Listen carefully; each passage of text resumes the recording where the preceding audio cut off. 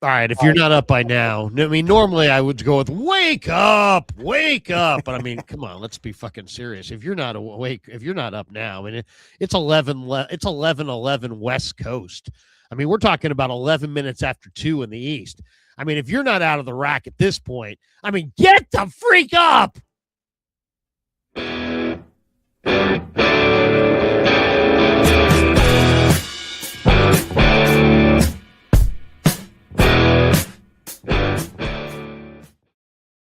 I mean, if your life is so bougie, you can be in the rack until around 11. That's some good living. Like, I'm not a class basher. Good on you. But it's good that you are here. That's all we want out of you. Welcome to a late version of Wake Up, a day off and a few hours off. Larry and I were down at training camp. Our good friend Sam Batesh is back with you. We are streaming across all of our channels and many platforms.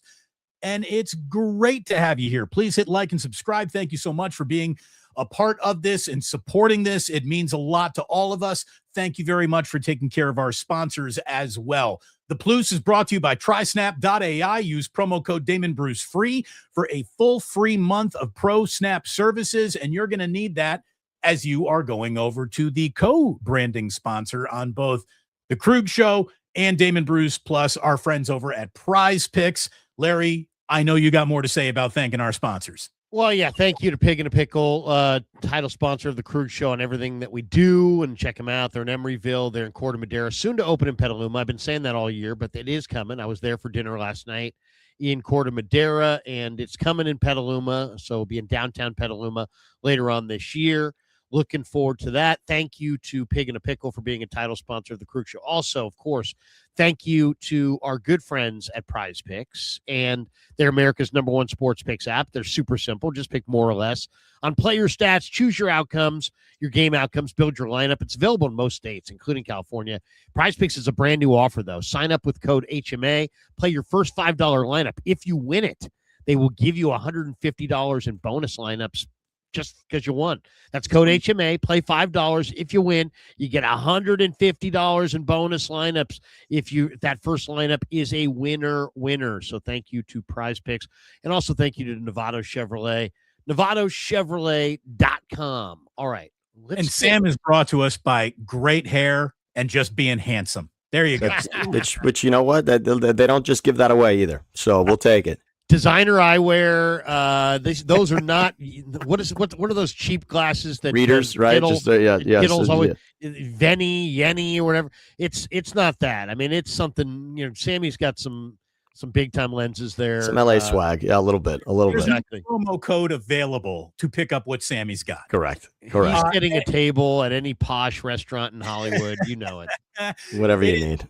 Look, it's great to have everyone here again. The Niners got underway on Sunday. An awful lot of the league got out there on Monday. Gentlemen, round of applause. We got 32 NFL teams out on training camp right now. The league is back. It is technically football season right now, and we even got some interesting news to talk about today. But it is a level of how news was handled or not handled that is absolutely circling the San Francisco 49ers right now. Some people are saying something foul is a play. Other people are saying, it's just a car accident. Why cover up the details of just an innocent, could have happened to anybody car accident? We'll begin with this.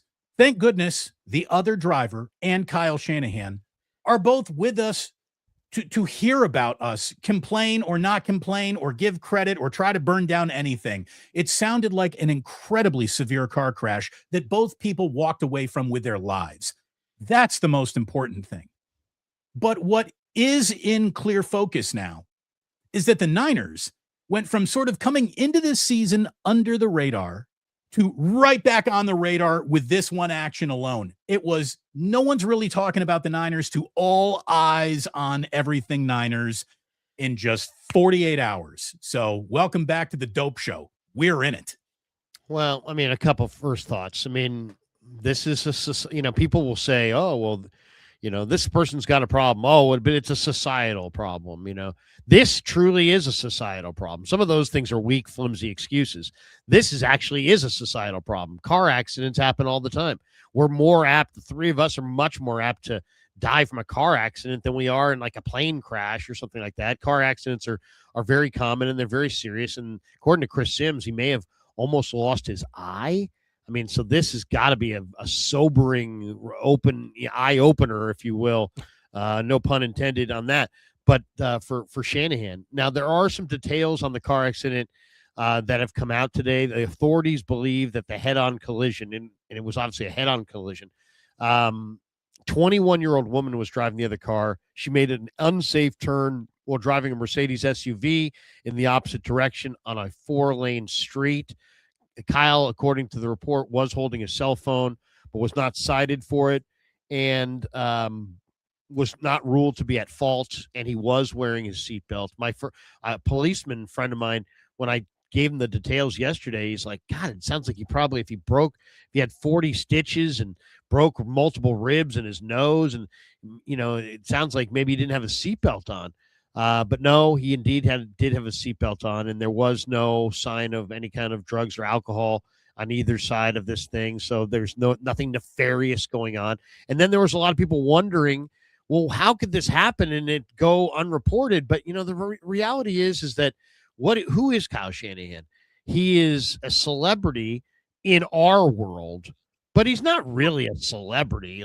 He's not really a celebrity. I mean, I'd recognize him.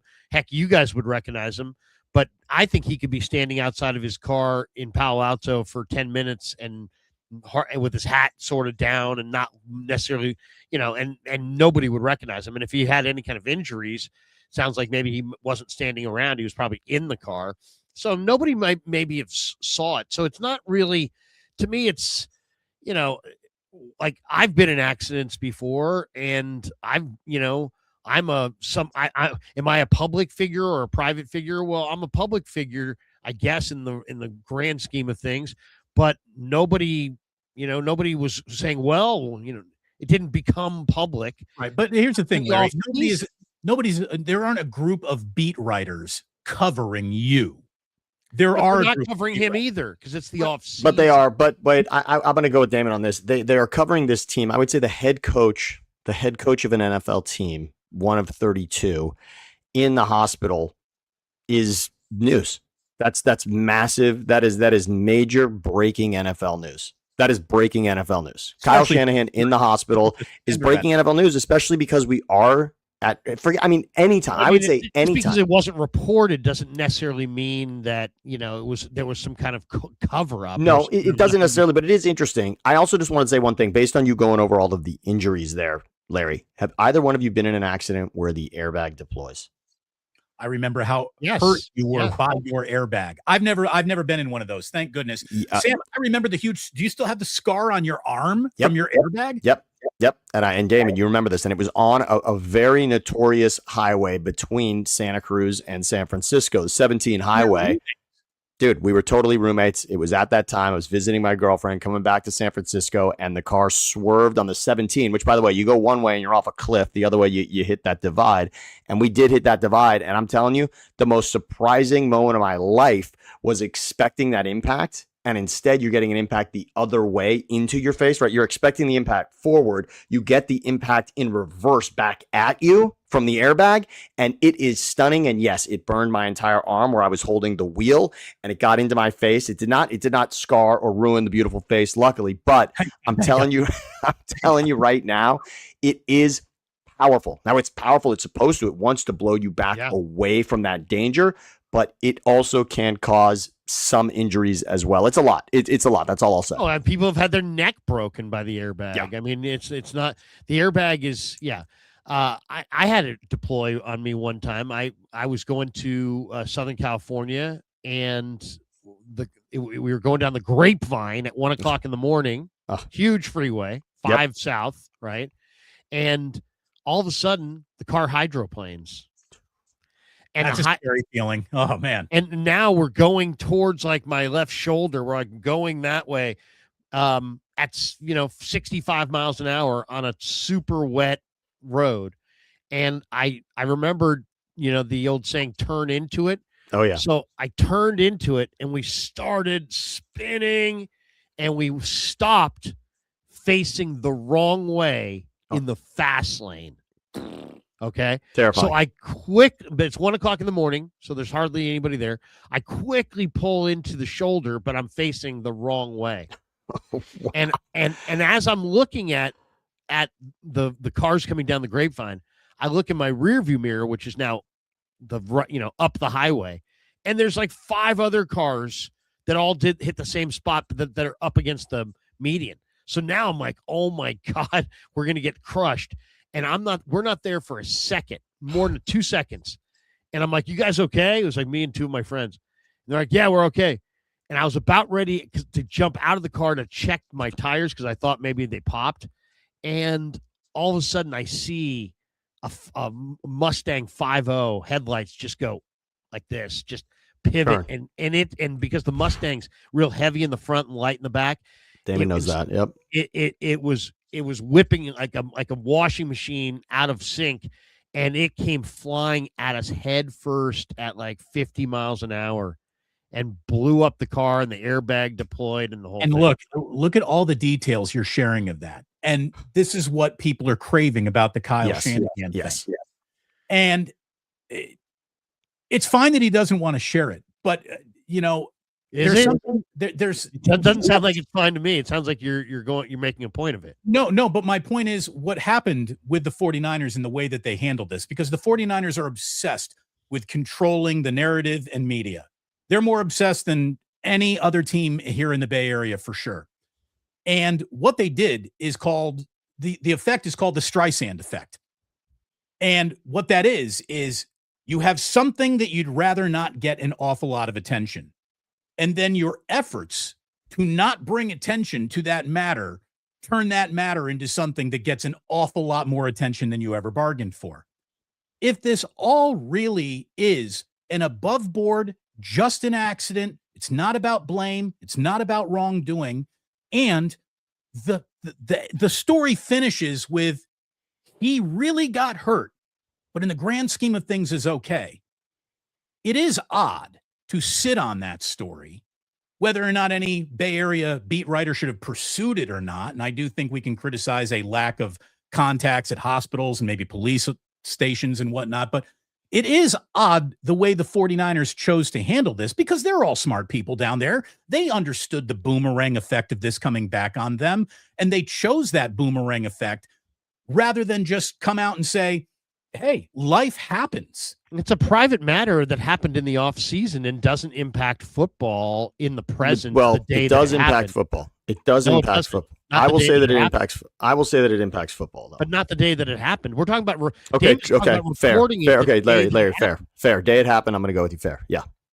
So I mean, it wasn't. So like from their standpoint, they're making this decision in real time. It's a private accident involving a private person and a public person. And I guess how would you prefer they had handled it? To just say Kyle Shanahan is very lucky to have survived a serious car accident. I mean, I don't think it would have. Look at it this way: to come out right away and say that eliminates all the suspicion that is gathered and all of the questions and all of the hand-wringing and all of the speculation. They could have headed it all off at the pass, and I'm surprised that they didn't. Again, they're doing the calculus on all of their PR do's and don'ts. They decided to do a calculus on this one that, again, has turned this in from it was a 1 day long story 2 weeks ago into the number one story as training camp is opening. So, if the Niners want to say, well, we did a great job handling this, I would say, no, you didn't. This thing could have been completely put to bed by now instead of swirling around you. Well, I will give credit. I'll give credit for one thing. I don't know about that. I mean, I'll push back on that. How are they going to put it to bed when they were away from the media? It was going to dominate the first day of the media either way. I guess the pushback is what we should have known this private matter ahead of time. If it impacts their ability to compete on Sunday, now to me that's an NFL story. But if it happens in the off season, I mean, we don't get any data. The NFL basically shuts down. There's no NFL offseason, I'll argue. NFL offseason doesn't even really exist. NFL offseason doesn't exist. The news is constant and training camp is here. I'm going to give credit for one thing to both of you. This is what I will give credit for. Number one, the first opportunity for this team to be back on the field Kyle was actually there, right? Kyle showed up at training camp, and all questions from everything I saw on YouTube were there to see these conversations in person. Everything asked about Kyle Shanahan was answered from people. That I found interesting, right? There wasn't like we're not speaking about Kyle. There were a lot of candid answers given about Kyle. We're glad he's okay. This is how we're operating without him. I will say that the information that came out since the team got together, I thought there was a lot to collect at that point, and I appreciate that. But I mean, the timeline, basically they did discuss it internally. They didn't hide it from the players internally. The only people they hid it from was us, as far as making any official statement. And my position on that would be like, it was the off season. It was the end of the off season, but it was the off season. The other thing is when you're involved in a car accident, there's two stories there. There's like your side and their other side. And a lot of times you have no idea, even though it's come out now that it was the other side's fault. Maybe that was being parsed, right? Maybe that was being decided. I will say the cell phone was being decided, and maybe by the way, the wording, no comment. Yeah, the wording around the cell phone is interesting and does play a part here. I would imagine that there was a lot from her insurance company, right? Wondering about that. There had to be. I'm sure there's some conversation happening behind the scenes about what role does the cell phone play? Because it's written in the story. It doesn't need to be, right? If the cell phone's not a part of the story, it's not in the story. It's unnecessary, right? She hits him head on. He's recovering from injuries.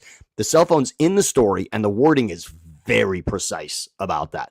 He was holding the cell phone, but was not on it, which I don't like.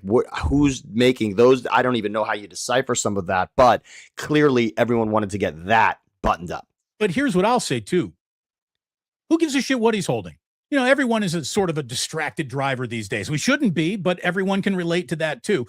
If he was not responsible because he was not intoxicated, there is absolutely nothing to cover up at any point in time of the year. This could have happened on Christmas morning. This could have happened in the middle of the summer. Well, it did happen in the middle of the summer. And that's the thing.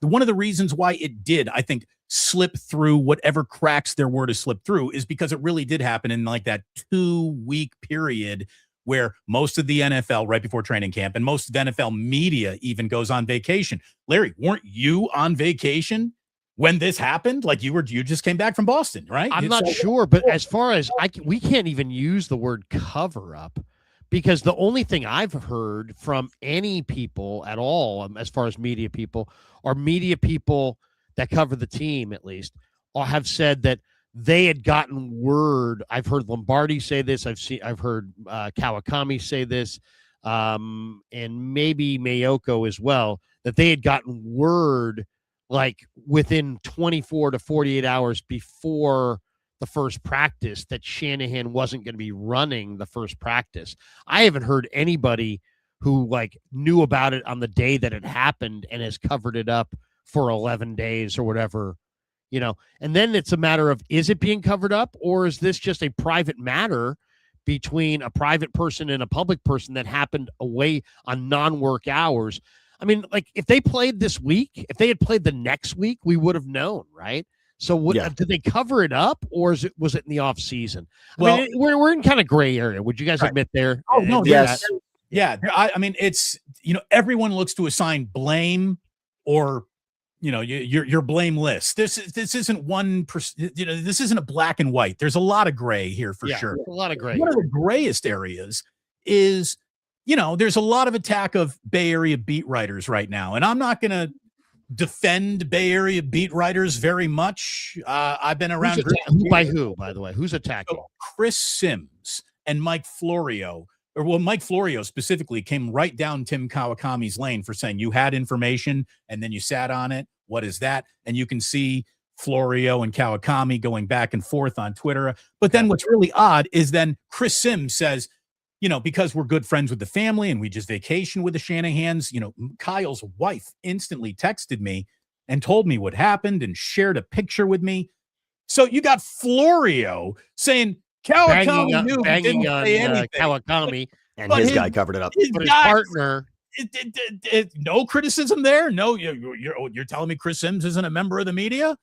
Like I understand that's your friend, but if we're talking about fiduciary responsibility to you being a journalist, so it's a whole bunch of assholes trying to point. You're the asshole. You're the asshole. You're the asshole at each other. And the truth is, we're all kind of assholes.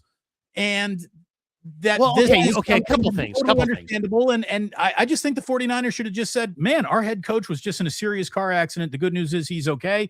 And, we think he's going to be out there for the season. And it was good to see Kyle, walk out on the field and monitor training camp a little bit. And we'll talk about how well-oiled a machine the 49ers really are. Well, let's talk about the media. Let's talk about the media thing for a second, because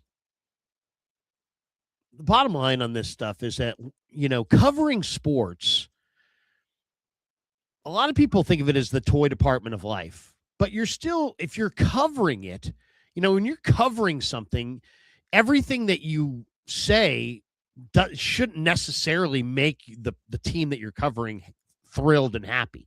I mean, if you're covering something really top to bottom, you're going to say some things that are going to make the team that you're covering go, hey, I don't like that, Well, and some of the things the team is doing, a lot of times on the field, clearly is impossible to really spin any other way. That's the truth of it. But on the Florio thing at Kawakami, I it's easy to say, well, is Tim covering them? But if you have 2 data points and you feel like you need 5 to 7 to go public with it, and you have 2, and you hold off, is that the same as covering it up?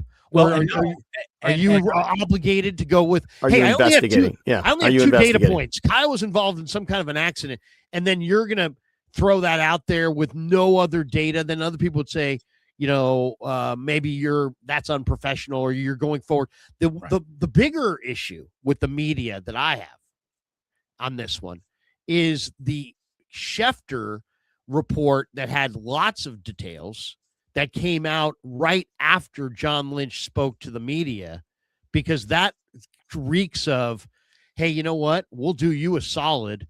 What time are you guys going to have your presser?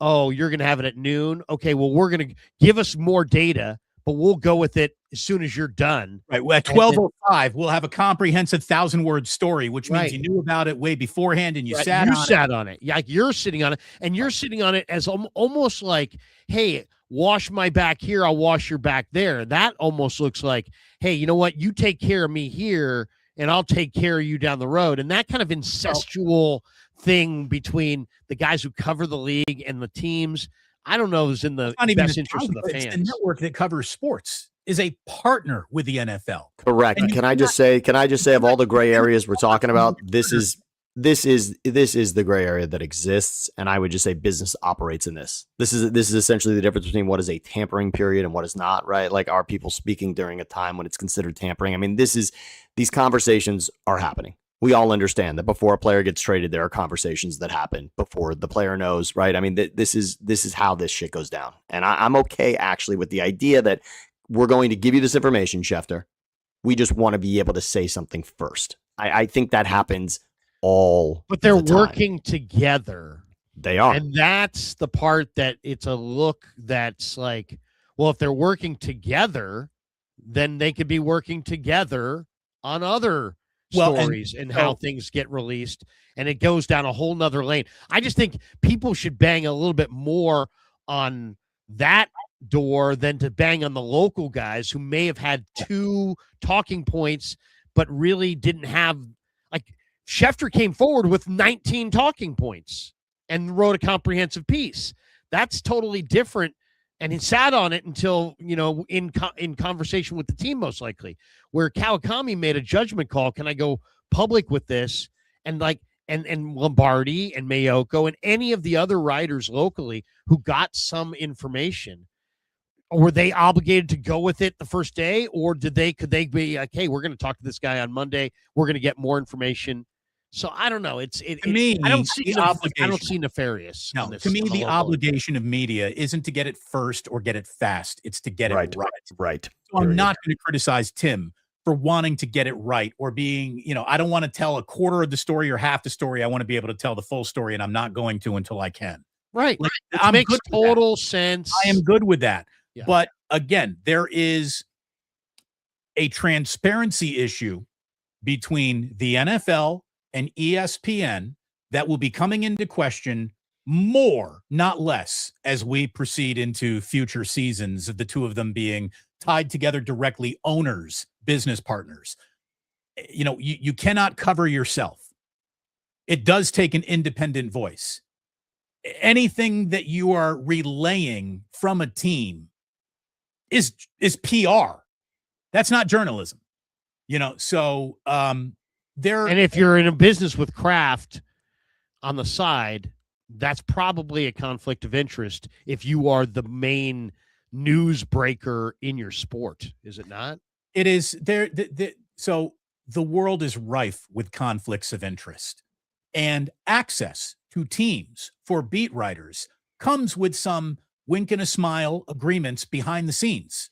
That's how information flows. There has to be an element of trust to do the job well, where a beat writer can rise above whatever you're telling me. So I've never been a beat writer in my life, but if I were, let me tell you what I would have. I would have a source in every single Bay Area police department, hospital, and EMT ambulance service. I would let everyone know that there is a juicy steak dinner waiting for anyone who shares information with me about any professional athlete involved in anything, because that's the job, man. That's the job.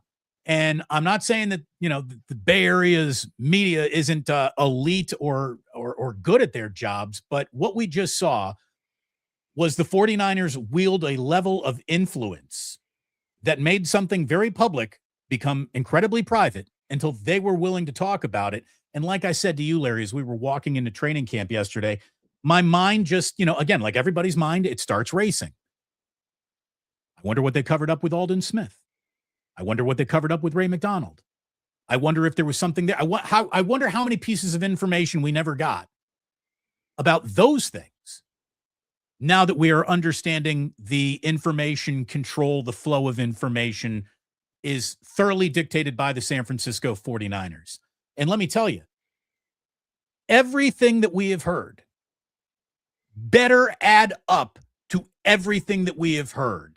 If in a week or now, or in a month or now, we find another element is involved in this that we were not privy to right away, that's when the knives really start coming out. So I do question for both of you, Damon. There are some things that are just accidents, and I hope that's all this was. What are you saying? If it came out that somebody was impaired or something like that? Yes. Yeah, I mean, of course, yes. If a crucial data point, which would change the narrative and change the legality, of what happened. Yeah, that's not just another anecdote. That's a significant structural change in the story. And one person I want to ask you about is Nick Wagner. Nick Wagner obviously had a lot of this story. He's actually co-branded on a number of these tweets by Adam Schefter, right? Schefter sort of hat tipping to Wagner across this entire way. I'd love to know the flow of information there. It feels to me like Wagner probably was closest to the information, sharing with Schefter. There's probably conversation about how they wanted to go with it, how they wanted to credit the breaking news. There's a lot of that goes on internally from an ESPN standpoint. If you don't have the 4 letters ESPN next to your name, you're going to get the story second. And he sort of, and again, Nick has a piece here with ESPN. He is an ESPN reporter. He's specific more to Niners and Bay Area. And then Adam is obviously the national. So there was something there also in the aggregation of info between the two of them as well. And it seems like Nick had a lot of these details. Somebody here, I talked about my mind just goes places, and somebody in the chat just said, I started thinking about Ray Rice. Wow. Hey, had Ray Rice not had black and white video of him punching his wife in an elevator, would we have ever heard about it?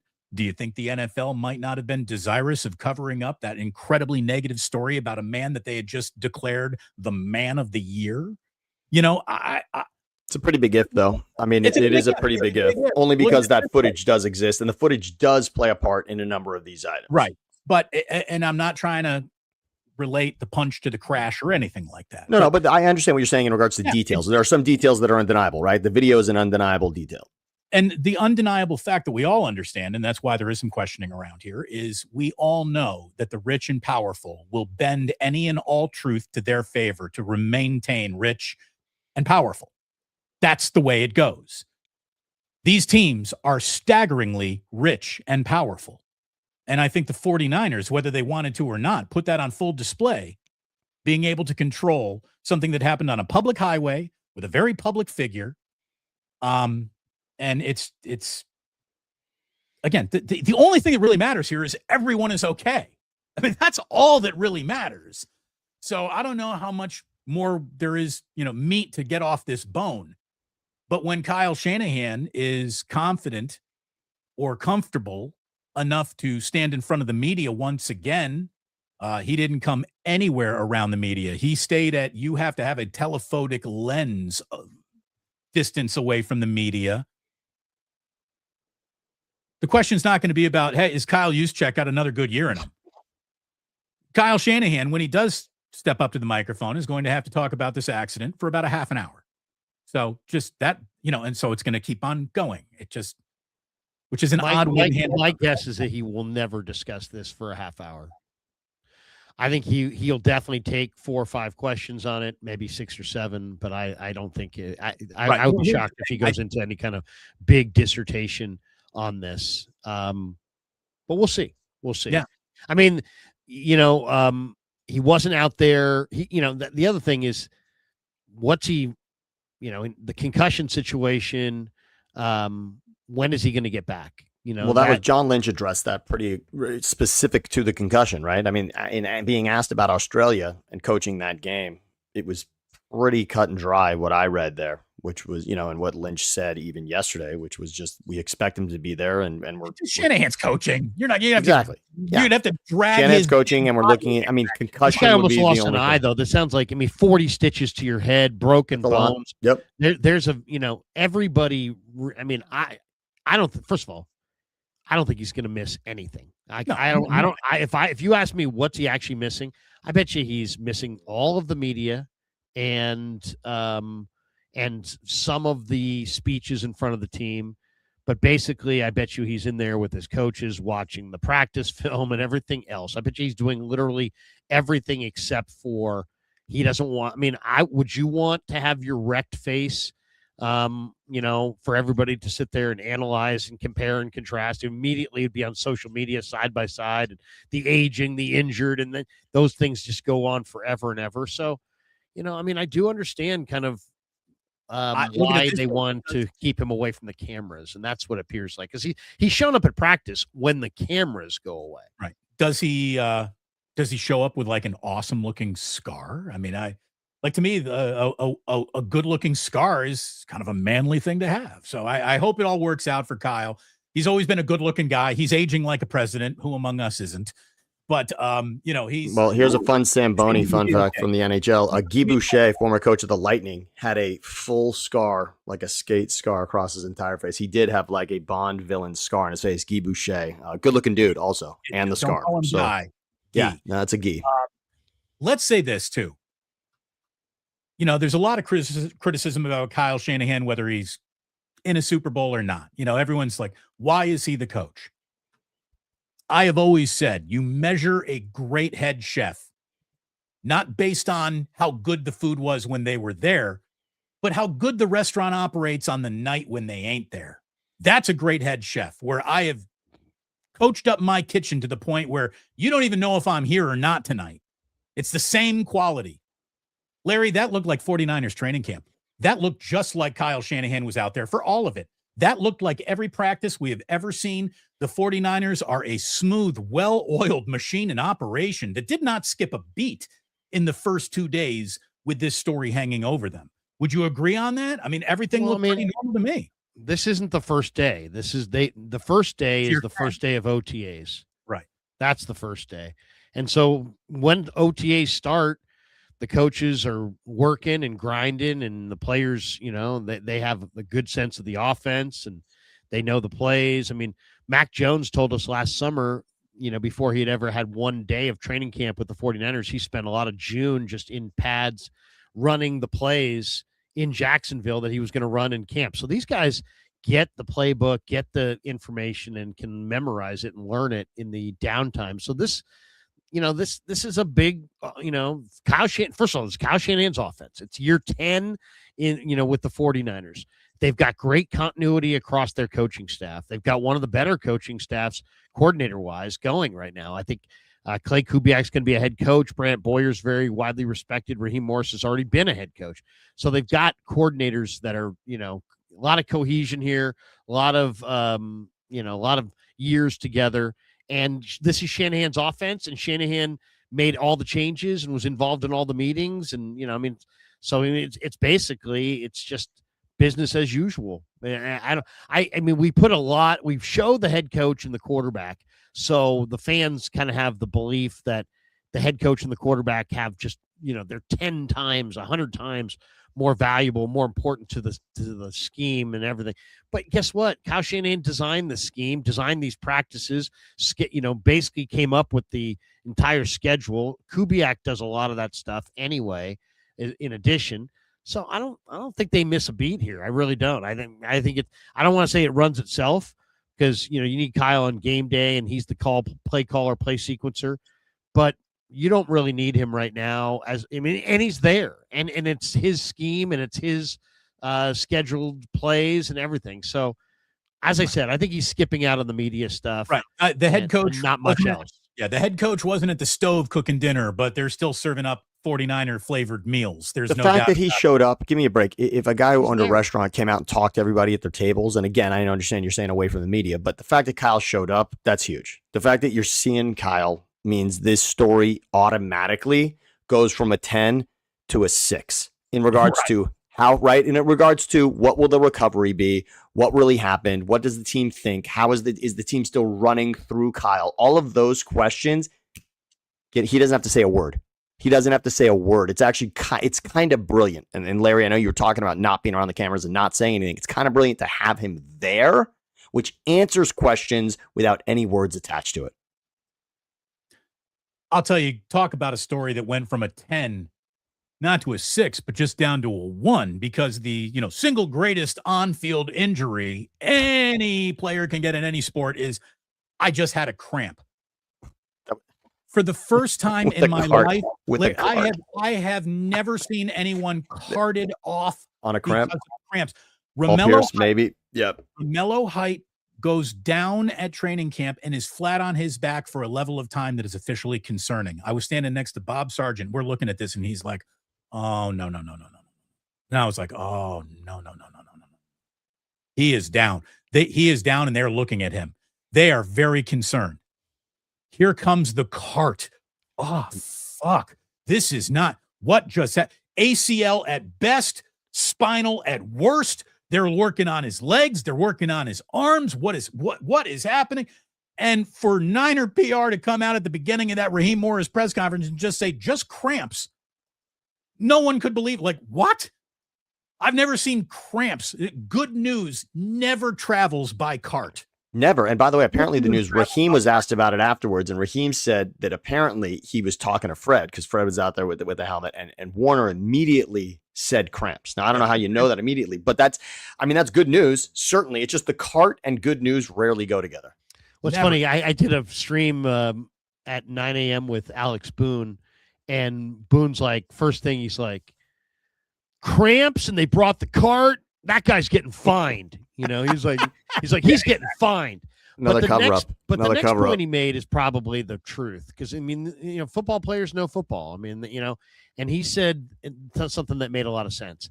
He's like, sometimes, and you're talking about a guy who's, Colt McKivitz supposedly buried him pretty good, and McKivitz goes about 310 or whatever. This kid's 238. He's light, he's small. He's going to be going up against big boys on the line of scrimmage. That's kind of the rub here. It's like, can a guy that size do this? So he got destroyed, and Boone's thought was, yeah, he maybe couldn't breathe.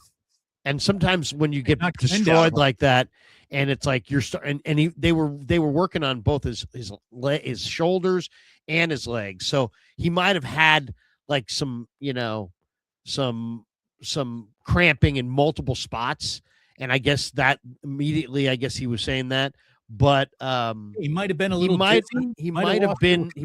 sometimes you get your air knocked out and you can't breathe, you get hit in the solar plexus, and you're cramping, but you're also gasping. And sometimes the gasping, they just like get the cart, I think that's probably what happened there. That's a great outcome though. Yeah, and when they say get the cart, you're thinking ACL, you're thinking I would say precautionary cart is just not a term we're used to, right? Precautionary cart is not, it's just rarely the case. Well, just so you guys know, in NFL training camps, 45, 50 yards away from where the players are practicing, there is not just an ambulance. There's an ambulance with, this is league protocol, with the engine running. Yes. So they don't sit there. Somebody start it up. They're not two guys having a smoke around an ambulance. And then, they get the word, they jump in. No, that car is running. They're parked in a certain spot, and they are ready and waiting for this terrible moment to happen. So the league has proper protocols.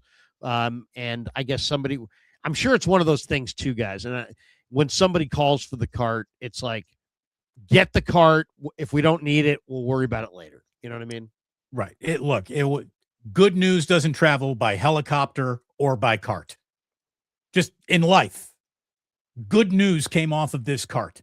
So that's good news for Romello Height, and hopefully he's right back out there the minute the Niners are on the field again. Larry, just some, real quick training camp observations. Dude, I don't think there is going to be a bigger player who is criticized for where they were drafted, who fans immediately glom onto and love, kind of like Kalon Black. I think that is going to go from why did they draft this guy so high to, he can play. I'm very excited about Kalon Black. Damon, can I crown you something? Damon? I don't know that there's ever, you've been an expert in a lot of things in your life. And I just feel like a convergence of forces is coming together. Don't do this to him. No. He has to be. I would say, can we tie? Look, Larry, we tie you to so many guys because you are so specific in the draft. There are all kind of guys that whether they fail or they blow up in a great way, I can always call them back to Larry. Manunga will be the guy that I'm giving you right now in a great way. All right. Larry throws just enough names out there. And if you're good enough to remember for better or for worse, you can always tie it back to Larry. I'm going to give you Manunga, but I'm saying Kalon. I mean, is this Damon's world coming together or what? Indiana's got the greatest season in the history of anybody's make-believe bullshit world. I had my 4-year-old make a wish to the moon last night. He wished that Paw Patrol was real. That's essentially the same as saying Indiana's going to win the national championship in football, all right? And it happens, and not only that, their star running back comes to the team that Damon has now made a living covering in the 49ers, and he's essentially got to be the next step in the Christian McCaffrey school of running back. Okay. So this is your guy, Damon, no matter what happens, good or bad with Kalon Black, I'm giving it. He is your guy. You are the cheerleading school for Kalon Black. Go. I appreciate that, Sammy. Thank you. But I got to be honest with you. Larry was more excited about the draft pick than I was. Larry was a bigger Indiana football fan. He's a CJ West guy as much as I am. Yeah. He is a Kamara guy like I am. He is a Kalon Black guy like I am. He likes Curtis Rourke. Indiana might have to ship Larry an honorary degree. That's how much he likes the Hoosiers. Well, the bottom line is I wagered on the Hoosiers about 5 different times this year. We're a great football team, and great football team because they got great coaches, but they got great players. And you go look at these guys individually, and this kid Black, what's amazing about him is that the greatest thing about him, nobody knows anything about except for, the people who watched Indiana, because he hasn't really demonstrated that in this camp. His greatest thing is the leg power and the leg strength. He is the Jalen Hurts of running backs when it comes to leg power and leg strength. This guy can move the pile like nobody's business. He hasn't even done that yet. He's just so fast and so explosive and hitting the hole, catching the ball, blocking. I mean, he's fast enough to get to the edge in the outside zone. When he catches it, he's making dynamic runs down the sideline. He's very dynamic, but his greatest thing, in my opinion, is the leg power, the short yardage. I think this is an unstoppable short yardage back. second and 2, third, fourth and 1, third and 1. The Niners have struggled in short yardage, and they now have the short yardage guy. And nobody knows it yet because, short yardage really doesn't come up We haven't in camp. pads on yet. No one's hitting each other yet. Right. It's not, and it's not even when the pads come on, short yardage in camp is like not a thing. Like I don't know. It's a game thing. So he's really special. He's been the talk. I'm going to share the screen on this though, because look at this rep. This is Stribling. And this is, let's see if there's volume here. I'll turn this down. But look at this rep from Stribling. Stribling also, to me, the talk is the two guys have been Kalon Black and Deshaun Stribling. Look at this rep from Stribling. Look at the arm length. Look at the adjustment here. This is really impressive. This is catch radius clinic. Look at this thing. Oof. And launched it out of the air. There, he didn't really take off up the field because it's just an individual drill. But in the team drills, it's where he's really impressive is here, right here. After he catches it, he's gone. And, one of the things that, it hit me. Isn't this team, by the way, Larry, isn't this team under Shanahan the number one yak team in the league? Well, get this. They were number one in the NFL from 2018 through 2023. Number one in the NFL in yak. Last year, without Debo, they fell to 19th in the NFL without yak. But even beyond that, if you cover the Niners, and several of us have for years, they've had good receivers. Anquan Bolden was a good receiver. Crabtree was a good receiver. They've had JJ's a good receiver. Ayuk's a good receiver. But if you think about Jerry Rice, and you just close your eyes, you think about the images of watching Jerry Rice. We didn't see Jerry Rice this way. We saw Jerry Rice with his back to us because he was always running away from us. He was always scoring touchdowns. Yeah. Same with T.O. The Niners have not had a receiver that you're looking at the back of his jersey. No, a track star. No. And this guy is that guy. If you watch him in camp, there was 3 or 4 plays in the last couple of days where he's catching it and he's down the sideline, and I'm like, whoa. There's 15 running away, and it's like, I haven't seen that. A 49er receiver with the ball in his hands running away in a long time, man. Larry, they looked legitimately faster. They looked faster at every position than they did last season. They looked like a crisper, faster team. And by the way, right there in the foreground, Mike Evans. Mike Evans just walking through. Yep. Okay, let me just say that the first note in the notes that I made yesterday is Mike Evans is bigger than I expected. Yes. Mike Evans is a full head and shoulders taller than everybody else in his receiver group, except for Deshaun Stribling, who's the crown of his helmet comes up to, Mike Evans's ear hole. Like the Niners got big, fast receivers that they did not have last year in just those two guys alone. And Larry, let me also say, I was ready to just sort of write off Demarcus Robinson. A little bit too old, a little bit too getting muscled out by the young guys. Look, Jordan Watkins or Jacob Cowing is going to have to play that guy off the roster because he looked good yesterday. And not only did he look good, did you see what he did in the individual? He's out there wearing sunglasses, not real sunglasses, and a baseball cap. He was wearing a baseball cap and sunglasses. I mean, talk about a guy who feels like he's going good. I mean, I look at Demarcus Robinson. He was awesome in the playoffs. I don't know that he for sure makes the team, and yet he's out there, an individual wearing sunglasses with a baseball cap on backwards. Feeling loose. I mean, I love the confidence, man. I love the confidence. I think he's on the team because he knows how to play every single wide receiver. He's the X, he's the Y, he's the Z. He's a great red zone guy. He's awesome red zone receiver. What, Christian Kirk is a little bit of a calf strain, so that is just a few more reps that DeMarcus is going to get early on here. And I went from there's no way this guy is on the team to where he might be on the team. Well, I mean, you know what? It's going to be very competitive at receiver. You only go with 5 or 6 receivers, and it's going to be very, very competitive because but yeah, Kirk was dinged up. Ricky Pearsall looks great right now. He looks crisp. His routes look crisp. Legs He look might have stronger. He looks a little stronger, a little bit more confident. He made a catch over his shoulder, and he ran right by Grant and I, and he looked at Grant, and he's like, Grant, could you make that catch? And Grant didn't hear him right, so Grant's like, what? And he's like, nice catch. Grant said, nice catch. He's like, no, but could you have made that catch? And Grant still didn't hear him, and Ricky started laughing at Grant and ran by. It was pretty funny. But Ricky looks good.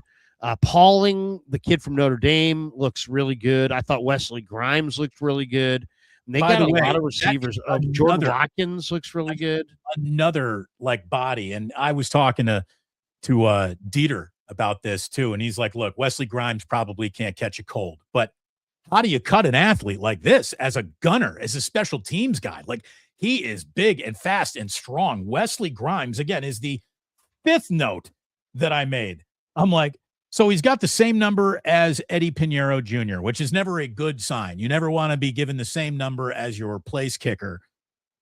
But I just looked this up. I just looked this up because here's the note in regards to Stripling that everyone's going to talk about, which is that a rookie wide receiver cannot make a significant impact. How many receivers would you guess since 2020 as rookies had 1,000 yards? In fact, I'll even give you 2019, and I'll tell you who it was. A.J. Brown. A.J. Brown in 2019 had 1,000. All right. Since then, how many receivers as rookies went for 1,000 yards, would you say? Puka? Did Puka go for 1,000? Yes, he did. Yes, he did. Two or three. It's did 10. Jackson Smith and by the way, it's 10. So it's not quite as crazy. There's 10 dudes that have done it since 2020. That's not nothing. No, that's not nobody. Like, this is become more possible. of a passing league, of course. But again, you saying 2 or 3 would be most people's guesses, Larry. We talk about it like it does not happen. The reality is it does happen. And in fact, it happens every year. Where it hasn't happened, though, is to the San Francisco 49ers. That's fine. That's fine. Maybe the best rookie wide receiver they've had was Brandon Ayuk. Yes. Who, by the way, is on this list. In 2003, Ayuk as a rookie had 1,000 as well. I mean, sorry, Anquan. Anquan as a rookie in Arizona in 2003 had 1,300 yards, almost 1,400. Anquan ran 4.7, and he just didn't run for the stopwatch. Yeah, I mean, this kid Grimes is interesting because he played at NC State, and he's 6'2" and change, and he ran 4.35. And then I've seen highlights of him taking monster hits in the middle of the field, and he's held onto the ball. So, and you kind of look at him, and you can see he's kind of big and tough. So we'll see. I mean, they got a bunch of receivers. They got a bunch. I asked Brock Purdy. I said, "Hey, man, you got a bunch of receivers that can run." I go, "You got to be excited about the potential." And Brock made the point. It's a great point, and it's like it's somewhat controversial that he said this, but I'm glad that he said it. He's like, you can talk about having a downfield passing game all day, and you can theorize and talk about it and make it have your philosophy. We're going down the field, but he's like, if you don't have the receivers that can actually go deep and run those routes and get that separation, you can talk about it all day. They have a bevy of guys now who can run down the field. To me, the most exciting part, if you say what's the most exciting thing about the 49ers in the first 2 days of camp, it's on offense. On offense, last year they had slow receivers and they couldn't run the ball efficiently at all. Why? Because everything defensively was like coming forward, right? Now you've got so much speed that you can see the defense is kind of moving back. And now you also have added a healthier CMC, Kalen Black, and Jordan James, 3 running backs that you can dump it to underneath. Roger Craig's going to the Hall of Fame in a week because of what he did underneath with Jerry Rice and John Taylor running off the coverage, and you drop it to Craig, and all of a sudden it's 25 yards. Well, guess what? The Niners have that field stretching capability now vertically, and you're going to see Purdy take those shots because he loves to throw deep, but then they're going to have the defense moving back. They're going to dump it underneath, and there's going to be lots of room. That's where your yak. That's where your running back yak is going to be off the charts, and also I think it's going to ruin the demeanor of defenses. I mean, you think you get a team and you think you're getting off the field, and all of a sudden they dump it to Jordan James on 2nd and 22, and he rumbles for 27. It's like, oh. That's a That's a backbreaker. backbreaker. And by the way, Whatever this was an interesting thing Purdy also said. They're asking him about the speed. They're asking him about offense, and they're asking him specifically about the speed of receivers. But you know what he spoke about first? And this is something we always have in the back of our minds. It's the elephant in the room. But Purdy says, yeah, it feels good. I feel like we've been able to bring in personnel where guys are, number one, healthy. That's what his first adjective was, healthy. That's interesting. And that goes to show you that he is well aware of what things could have been and what they had to be based on availability. So that's interesting that he's looking at it that way. I'm glad you brought that up, Sammy, because one of the things that I wanted to talk about, and we saw him yesterday, Josh Dubow of the AP was down there. And he was looking at RotoWire, and he tweeted this morning, the 49ers are predicted by RotoWire to have the highest injury risk headed into 2026. Wow. Based on the measure of injuries over the past 3 seasons, current health, roster age, schedule load, and playing surface. So there are a lot of different data points that they're building into there. Who's most likely to get hurt? Niners number one with a bullet once again. Oh, it's interesting that Purdy said it. I mean, it's his number one. They're saying, hey, aren't you so excited about all this? And he says, yeah, it's good to have guys here, number one, healthy. Yeah, well, I mean, look at the injuries. I mean, look at Pearsall, look at Jennings, they've had a lot of injuries. I loved his quote on Deshaun Stribling after practice. He said, dude is a baller. And I mean that. It's hard to say that for a rookie right off the jump, but just seeing him run routes, going against defenders in OTAs and in camp yesterday, he's a great route runner. He's smart. He's learned the playbook really quick, which is awesome. On top of that, you can see his strength when he's going up against guys and creating separation. I'm like, all right, this guy's a strong receiver. So I'm excited to see what he does. All of us, all the quarterbacks in the room were like, all right, this guy is going to be a guy that comes in and plays. So that's good. That's good to hear from Brock Purdy on Deshaun Stribling. Speaking of guy who's about to come in and play, Larry, I want to talk a little Connor Colby with you because you said keep an eye on him yesterday, and I did. And it's impossible when guys are only wearing shells to say offensive lineman X, defensive lineman Y had a good day at training camp. But Connor Colby is running with those ones, and he does look bigger. He looks like he is ready to go play football this season. So I was happy to see that as we looked across that offensive line yesterday with not really much to see. I mean, they didn't even have any blocking sleds out on the field yesterday. That's how non-contact these practices are. Yet a cart. Colby's, here's the thing about Connor Colby. He had 50 starts at Iowa. He knows how to play the position, but like his play speed last year was too slow. I don't think his conditioning was NFL caliber, and they threw him in and he played pretty well for a couple games. But, he needed to work on that. Colt McKivitz coming out of the OTAs said Connor Colby's play speed is noticeably better. And then, Chris Furster said, hey, look, it's really a 2-team battle between Robert Jones and Colby, and that Colby's the incumbent. He's going to get first go. But I thought it was really eye-opening yesterday when Trent Williams said this about Colby. He said he looks much improved due to his confidence. He's just a lot more confident. His movements, you can see his confidence, his pass sets. He's more sure of himself. And, that's Trent saying that. So you got Trent and Colton saying that about Colby. And, I think Colby, it was Furster who said that Colby and Pooney had awesome was the word he used, awesome off seasons. And I thought that was music to my ears, guys, because there were 3 areas where the Niners left Seattle just absolutely gutted.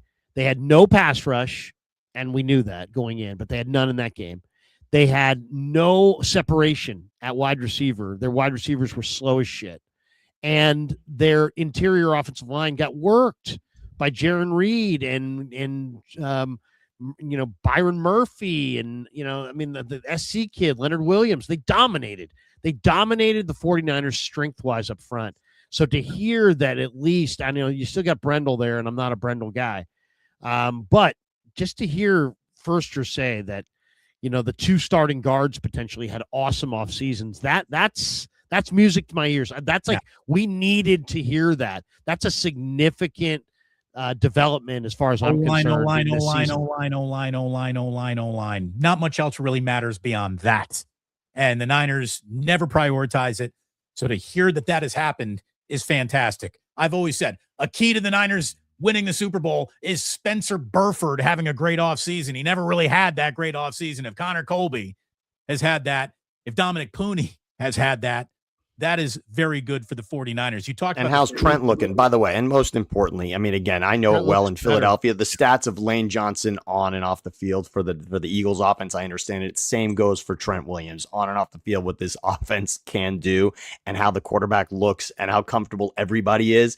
It's a Trent Williams conversation. We can talk about all the other names, and that's fine. And eventually, we need them to catch up, but it's a Trent Williams conversation. Here's the thing: at some point, we're going to need to worry about Trent Williams. We'll let everyone know when that point is. We ain't there yet. He's still he looked really good as far as his physique. Sometimes his body can get a little sloppy in past years. I thought this was the best I've seen him at the beginning of camp, really in a while. So, and the fact that he's here right out of the chute, I think that's the other thing that's kind of nice. It's like, yeah, they don't have Shanahan at the start here, but I almost feel like they've made an internal commitment that all of the guys who really matter, I mean, everybody matters, but all of the big name guys, the Bosas, the Kittles, these guys, I mean, Bosa didn't go to Florida for the most part. He trained here. And, Trent Williams didn't hold out. He's in shape and he came to camp ready to roll. So, and Christian McCaffrey looks noticeably better and stronger than he did last year, which I thought is amazing. Now, I don't know if Christian McCaffrey is going to be able to maintain that throughout the year. He had 480 touches or whatever. It's a ton of touches, 37 in the playoffs after 415 or something like that in the regular season. He had a ton of touches, and he doesn't always bounce back. But with Kalen Black, Jordan James, and McCaffrey looking physically superior to where he was last year, maybe Father Time's undefeated, but doesn't mean he's going to win this year.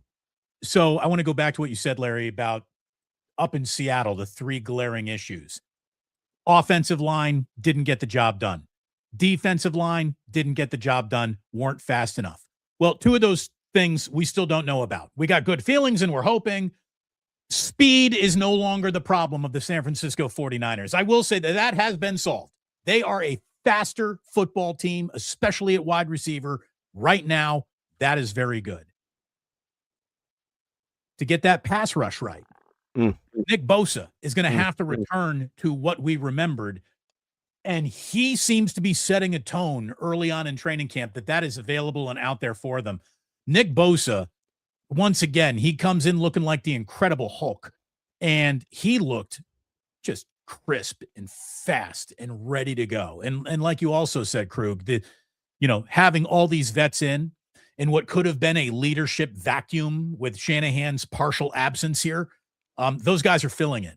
And they're not just doing it by placating the room with saying the right thing to the rookies. They're actually out there physically doing it. I mean, these guys look like they are setting the example of what it takes to be a 49er. Nick Bosa looked like a fresh as a daisy rookie. He was moving so well. Demo Lenore had the best line, I think, when we asked him, hey, what's, give me your thought on the year. And he's like, we got to win the Super Bowl. It's like he started with that. He's like, we've been together for a long time. We've done a lot of winning. We got to win the Super Bowl. He's right about that. And I like that because, that is the bottom line. And, it's like that level. I'm not a believer that you don't talk about your goals. I'm a believer that you do talk about your goals. You know what I mean? It's like, if you want to be undefeated, I believe you should walk around and talk about being undefeated. And if you want to win the Super Bowl, I think you shouldn't be afraid to talk about, we want to win the Super Bowl, even if it's in training camp. And you want to improve your football team every day, but it's okay to speak your goals into existence because the bottom line is that is the Niners' goal. I mean, the Niners, they could have a good year. They won 12 games last year. They could win a road playoff game. They did that last year. They could do a lot of things and it would be like, all right, they got to the Super Bowl. Great. But we all know the deal. I mean, it's why run from it? Why hide from it? There's nothing. They haven't won their 6th Lombardi in 30 effing years. There's guys walking around in their 20s that are lifelong Niner fans that have heard about the Super Bowl dominance, but they have never seen it. And they're tired of it. They want to see it. And this group is also wants to see it. There's a lot of great players here. There's maybe more Hall of Famers here than on any Niner team ever. And it's time to make it happen. And John Lynch knows it. Shanahan knows it. Every scout, every coach, every player, every media member, every fan, everybody knows it. And nobody's running from it, and you shouldn't run from it. It's the Rams are the favorite. The party's in their house. That's the task. Let's go. There's more than that as the task. I just want to say one thing, and we may or may not get to it. I just want to throw it out there because, yes, the Niners, to appease everybody here, need to win the Super Bowl. Looking at power rankings, and the world will not be decided on a power ranking, but it is fascinating to see. The Athletic, the New York Times put out power rankings just on the eve of training camps.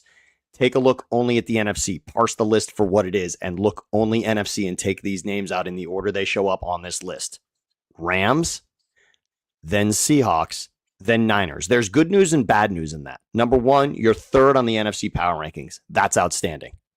The unbelievable news is that the 2 teams ahead of you are ahead of you in your own division, where to most people looking at it going into the season, that's not even out of rank at all. To think that you could be the 3rd best team in your own division is not crazy to think, considering them one is the Super Bowl favorite at the moment and one won the Super Bowl.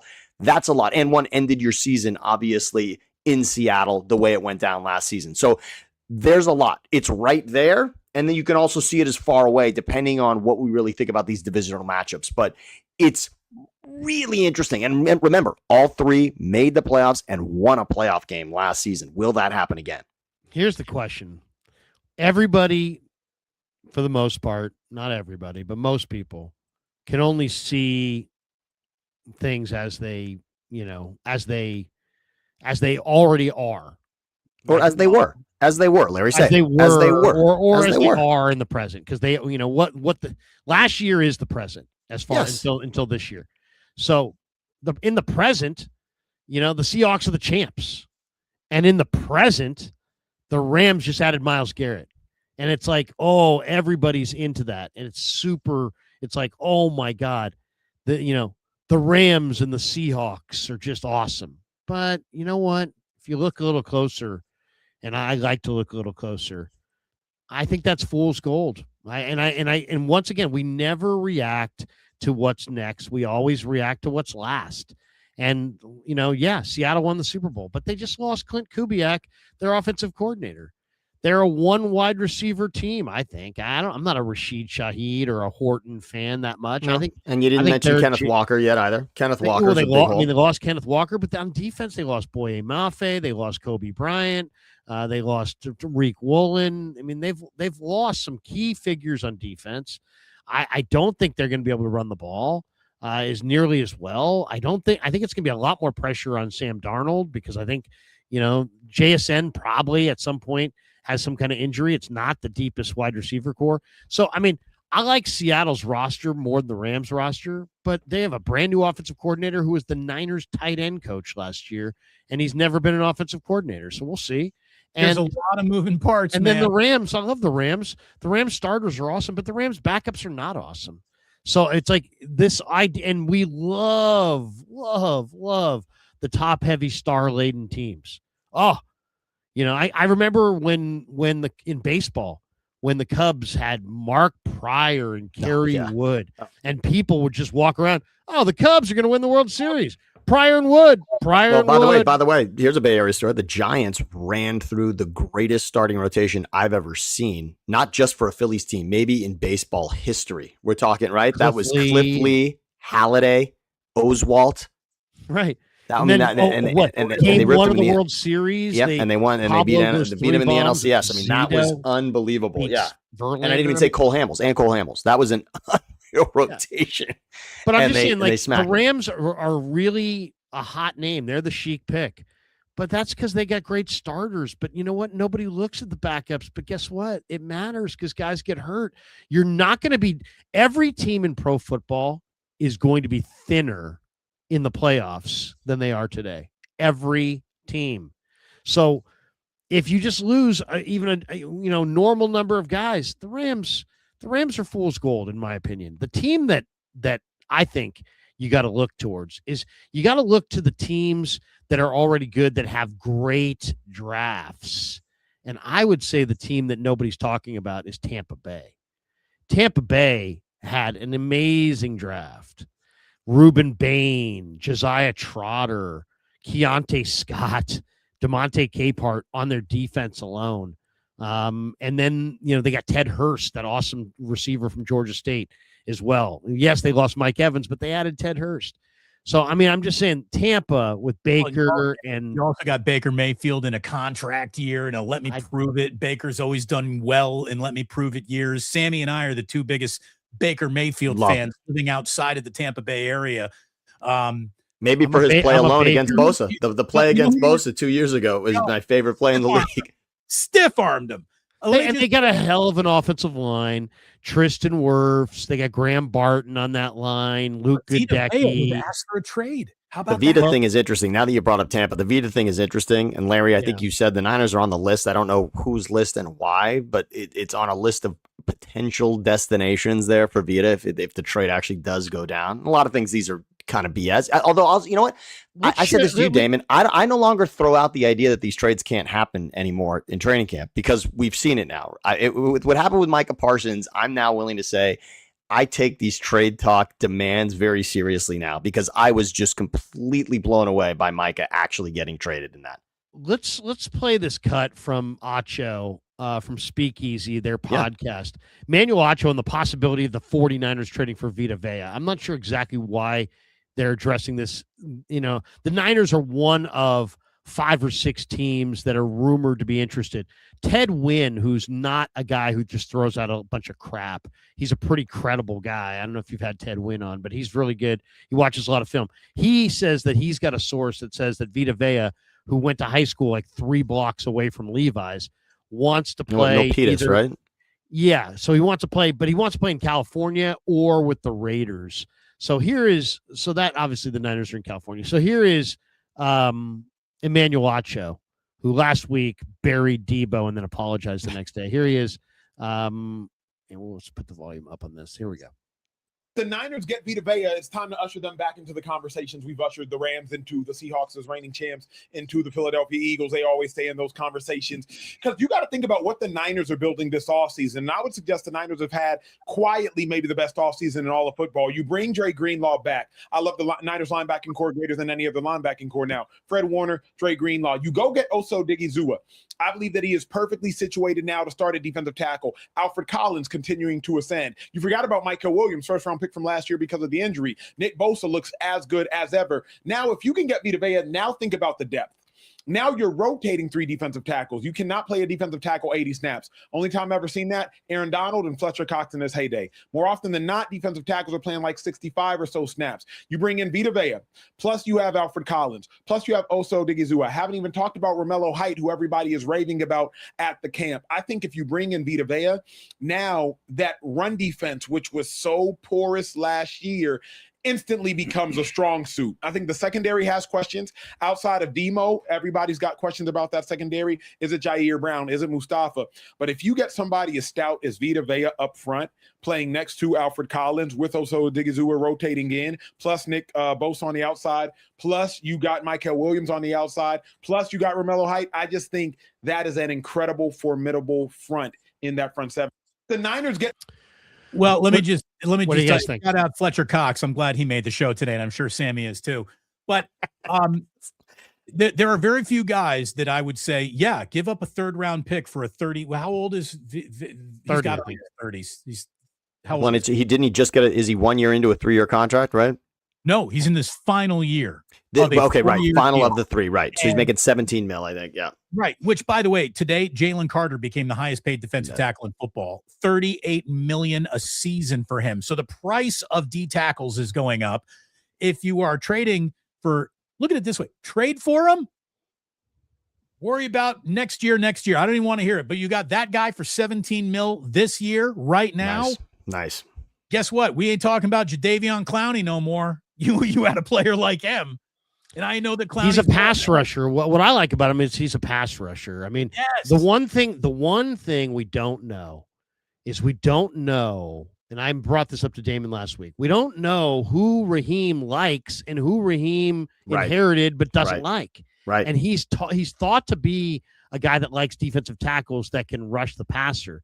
Vita Vea, he's got a 4-year, $71 million contract, but he's had a bunch of he's had 35 career sacks. He's had a bunch of pressures. He's more of a pass rusher, where Alfred Collins is kind of a run defender. I don't know what it would take to get Vita Vea. One of the third rounder. Well, I mean, one of the sample trades. Well, first of all, they said that Buffalo, Minnesota, the Niners, the Rams, the Giants, the Raiders, and the Bears are the teams that I saw on the graphic. If he really does want to play in California, it's Niners or Rams. If the Rams are really getting Aaron Donald, my guess is they're not going to be in it. First of all, if they're not getting Aaron Donald, is this a possibility? And at everything you got to throw at it, in no way can Vita Vea go to the Rams if you're a Niners fan.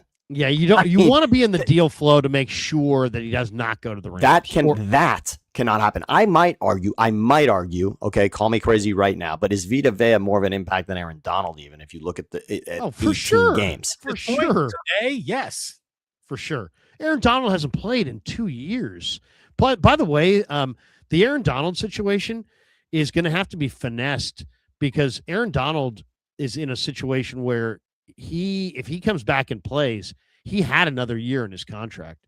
So he has a contractual figure, and it's massive. And so if he's going to come back, they're going to have to rip that up and write a new contract, and we'll see. But that there's a contractual deal that's going to have to be overcome for the Rams to get him back on the field, or they're just going to have to devote a huge portion of their cap to a guy who hasn't played football in 2 years, and I can't see that happening. The trade that I see here, it says the Bucs would trade Vita Vea to the Niners. The Bucs would get a 2027 second and fourth. I mean, if you're the 49ers, how about a third? Yeah, I mean, I'd rather go one pick instead of two. But how about a third and Sebastian Valdez and maybe one of other two? Well, how about this? How about a four? How about just a fourth and Alfred Collins? Because Alfred Collins was a second-round pick. I'm just saying that I think there's a chance. Like, the Niners cut Evan Anderson this week, and they re-signed Kevin Givens.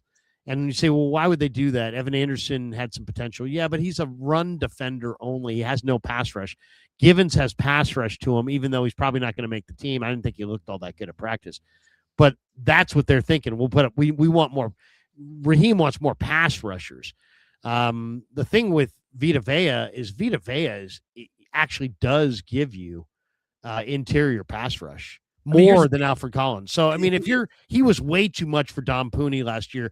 He dominated Dom Pooney in that game in Tampa, and he's just enormously strong. I mean, if you could get Vita Vea, he is a game wrecker. He's just that's what he's been that for Tampa. Look, I don't know. Every guy doesn't translate. We know that. The Niners have certainly brought in enough guys that were great somewhere else that did nothing for the Niners. We've seen that. But Hargrave. Vita Vea, yeah, exactly. Particularly Hargrave, Huff in between. But in regards to what Vita Vea is to Tampa, if you look at their defense with and without Vita Vea and what those numbers look like, he is there. He definitely, Damon, he is their game wrecker for sure, without question. For a defense that we constantly look at in the top 10 in this league. Vita Vea is Fred Warner playing behind him. I just can't imagine that Jason Licht is going to trade him to the Niners. I mean, that would be really a stupid move by Licht to trade Vita Vea to the Niners. I mean, if you want to move him, you don't. Micah Parsons went to Green Bay. I mean, really, no, I know anything's possible. Absolutely. I'll tell you what was irresponsible: the Dallas Cowboys trading Odigizua to the 49ers. Right to the Niners. Yeah, exactly. Like these things do happen now. Yeah, they do. They do. And this would be an interesting one. A guy like this, he's versatile. He's scheme versatile. He would, the Niners, the other thing that I really think would be nice here is, like, if you got this player, now you're investing in keeping bodies off of Greenlaw and Warner. And if the Niners are going to be good, Greenlaw and Warner They've got to be able to be free to run, hit, tackle, and make plays. And then Niners have some good speed and good linebackers behind them, Nick Martin and others.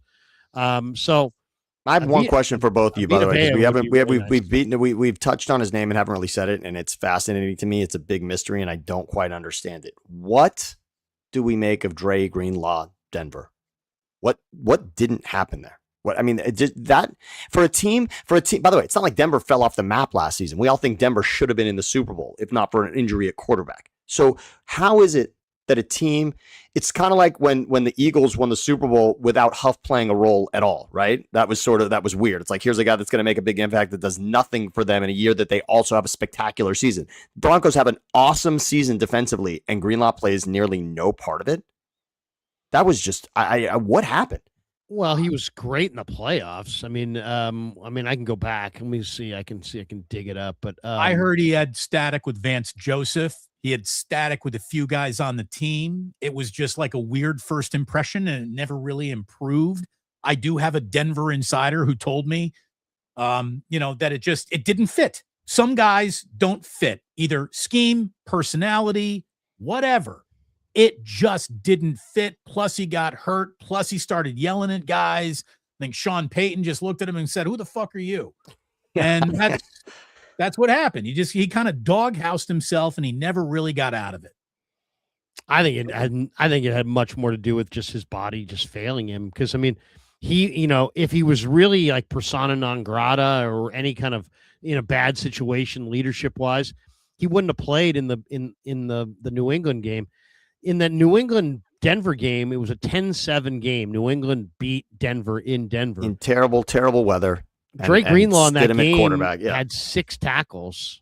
So I mean, it's a pretty damn good defense. I just think they have good players, and he got hurt. His body failed him. I think you could go back and check it. I think he had a quad or something, but he had injuries. Dude, abstract theory. Damon hates Greenlaw. Type whatever you want about me, but you don't just type false shit into the internet. I don't hate that guy at all. I'm just relaying to you what a guy who I know is as dialed into Denver sports as anybody told me about the situation. So I'm just relaying information. I'm thrilled it didn't work out in Denver. No, right now it's beautiful. I mean, Raheem's already talking about him. We understand what Warner thinks. I mean, the whole thing is just is beautiful. Lenore has been talking about him. I mean, this is tremendous to have him. He talked about what it was like to walk back into the locker room and just see all the familiar faces again. Like, for him, there's not a better scenario right now. So you can just see him and Warner vibing together out there. They love each other. And he didn't play until the middle of October. So there were, he had no games. He played, his first game was October 19th against the Giants. But I mean, if you look at his game log, I mean, game 1 against the Giants, 6 tackles, 5 assisted tackles. Game 2 against Houston, 8 tackles, a solo tackle, 7 assisted tackles, a sack, 2 tackles for loss. I mean, that's a hell of a game right there. Against the Raiders the next week, 5 tackles, 2 solo, 3 assists. Against Kansas City, he made 4 tackles, 3 assists. He had a solo. So I mean, he filled up the stat sheet, that's for sure. In the games he didn't have. I mean, he had 4 or 5 tackles in every single game that he played, basically. And then it's in the just playoffs, bizarre, but they just walked away from it. Games. It was just it doesn't make a lot of sense. Again, for a teams that the identity is defense, it's just staggering to me that Greenlaw wasn't that for them. I'm happy he's back. And if he can give the Niners 14 really good games, I think they'd be very happy with that. As a matter of fact, they would take that deal with the football devil right now, I think, if you offered it to him. Oh.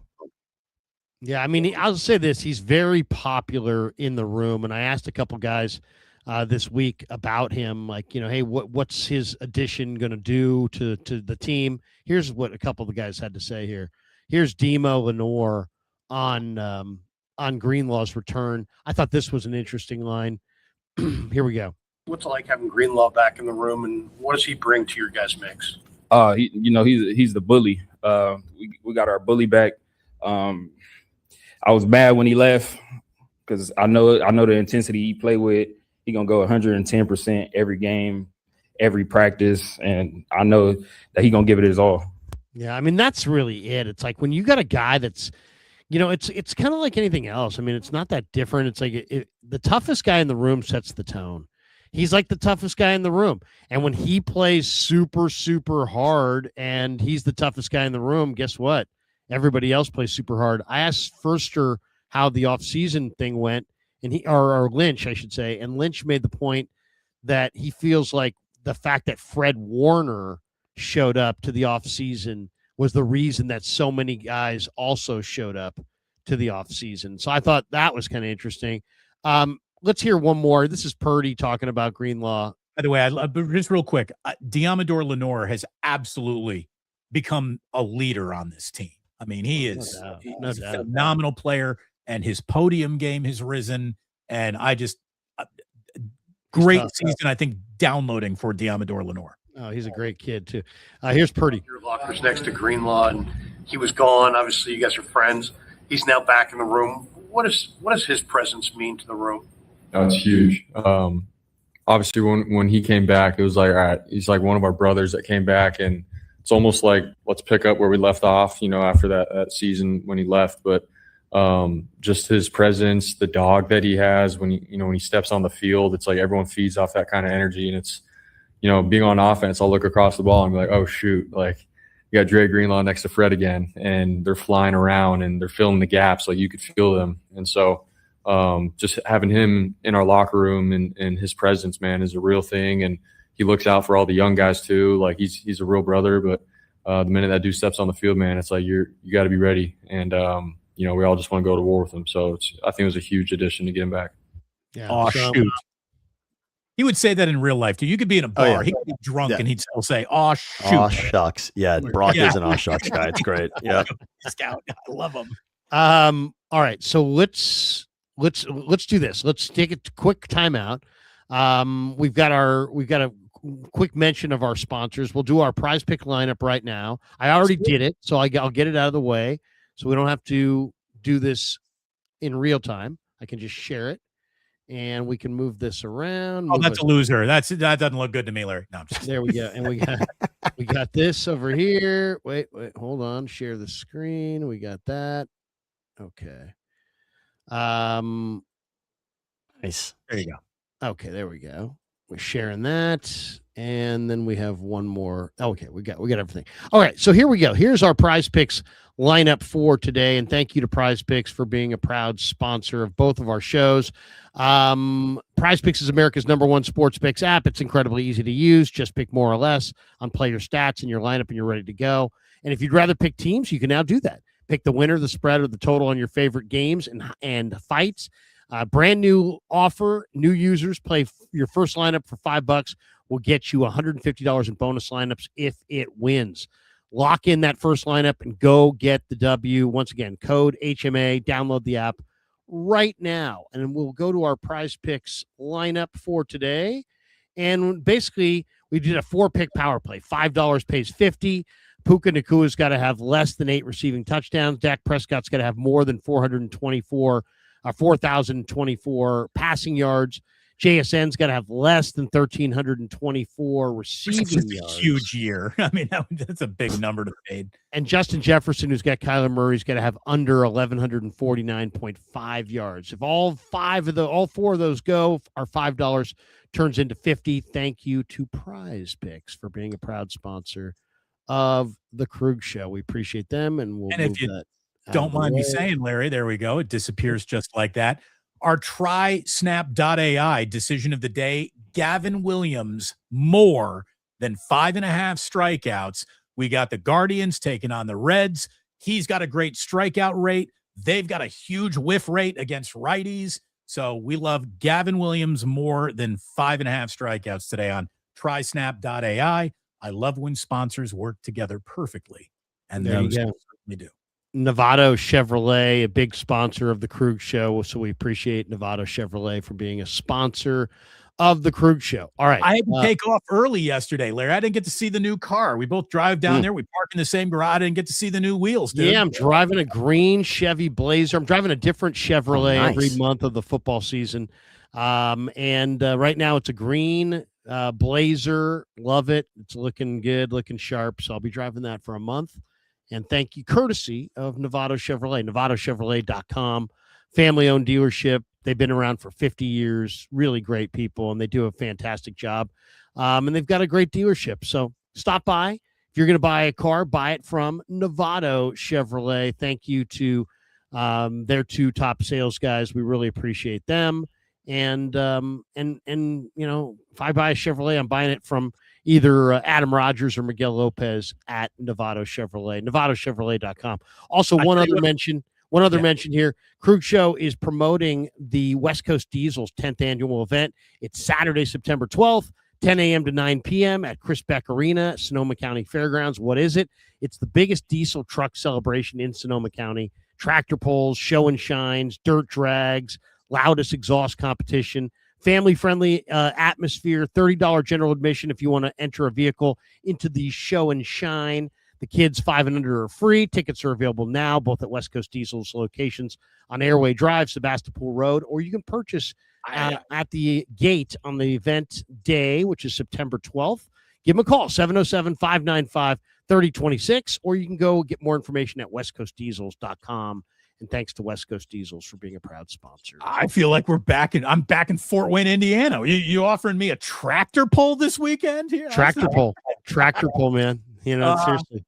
Look, I know we got some supers to hop into, but there is one other thing I think we should touch on here, even though it's not a Niner topic. It is certainly Bay Area related. Draymond Green has 1 year left with the Golden State Warriors. He has agreed to a $27.7 million deal. He instantly becomes the worst 1 year contract in the NBA, probably because of that. Draymond is not worth that at this point in his career. And the Warriors are a tire fire, dude. Nobody cares. It's over. They can't admit it's over. Their radio station can't admit it's over. They talk about it like, it's tough that it's winding down. It's not winding down. It's been fucking over, you idiots. It's over. It's been over. If you're too stupid to realize that, that's on you. It's over. It's 37. The credits are rolling. It's not coming to an end. It's over. Look at it this way. I said the things 2 years ago that no one wanted to hear. The only way out of this, if Joe Lacob really is now more interested in the post-Steph Curry era, is to trade Steph Curry, and I don't think they got the guts to do that, which means they are stuck in the fucking mud. They're in a lot. Well, it's not about guts. It's about it's about his intentions. Joe's in this now for the money. He's in this now for the money because he's built this opulent arena that nobody's going to want to come to unless the team's super compelling. He was about to sell out the entire season for just that, for like 10 great dates of LeBron and Steph together. Why would that have been? Wait, time out. Why would that have been 10 great dates? I do want to argue one point. Damon and I already discussed that they would not have been a championship team with those two, but they certainly from an ownership standpoint would have been a fascinating date on the calendar for those two to play together. You're saying 10 dates, the potential for 40, but to go to okay. So why did I say that? Why did I come up with that? Because the Warriors have 7 players on a 15-man roster that cannot play back-to-backs. Steve Kerr addressed the media at the end of the year, and he's like, hey, bottom line is we need more guys that can play on the second night of back-to-backs. And now they have less. They actually have less than on the day that he said that. So had LeBron, what do you think, Larry, though, what if, big if, since it's clearly gone, but LeBron and Steph, what does that do for you? LeBron, Steph, and Draymond, what does that do for you? 7 seed, because Steph's banged up. Steph can't play anymore. Steph can't do it. They can't do it anymore. It's the NBA. Nobody talks about it because it's basketball, but it's a grind. It is the ultimate war of attrition, and you have to have young legs. And what the Warriors maybe would have a puncher's chance at upsetting any team in basketball in the playoffs if they could skip the regular season, but they can't. They can't. That'd be nice. That'd be nice. We've gotten a bye season. That's true, though. Just about everything has gone wrong since the day they drafted James Wiseman. The 2 timeline plan was instantly blown up right there, and they never pivoted back to the only timeline that ever mattered, which was Steph's timeline. And all of those bad decisions are coming home to roost this year. It's a 37-win Mm. team that they're running back without Quentin Post. Good luck. Summer League champs. Summer League champs. Summer League Put the champs. banner in the rafters. Summer League champs. Summer League Okay, here we go. Here we go. You know what it's going to be too? It's going to be all these pissed off fans. I bought expensive tickets and they're not playing tonight. But look at this roster. Steph Curry, DeAnthony Melton. I'm looking at guys like Draymond Green, LeBron James, if he had been here, Kristaps Porzingis, Al Horford, Jimmy Butler. 7 key players, arguably your 7 best players, cannot play most likely on back-to-backs. You're going to have most nights, you're going to put out a lineup this is what it's going to be. This is what it's going to be. Will Richard, Brandon Pajemski, Yaxel Lendenberg, Guy Santos, and Charles Bassey. That's going to be your typical Warrior lineup. That ain't winning anything. Yeah, this is a very expensive $42 cocktail to watch Brandon Pajemski from my $600 seat. Right. We go, hey, 3 of us go to a game, and I'm like, hey, I'll get us 3 beers. I come back $150 later. Lighter, yeah. Saying, hey, did Charles Bassey score? All right, let's hit some a lot of Bassey jerseys here in the arena tonight. Mill ticket 707, 2 joules equals 100. Don't even know what that means, but thank you. 2 joules. I feel richer for that experience. Fuji said, man, all good, Larry and Damon. Yes, all good. You both okay and not feeling any muscle weakness from being close or near to the practice field substation? Any symptoms?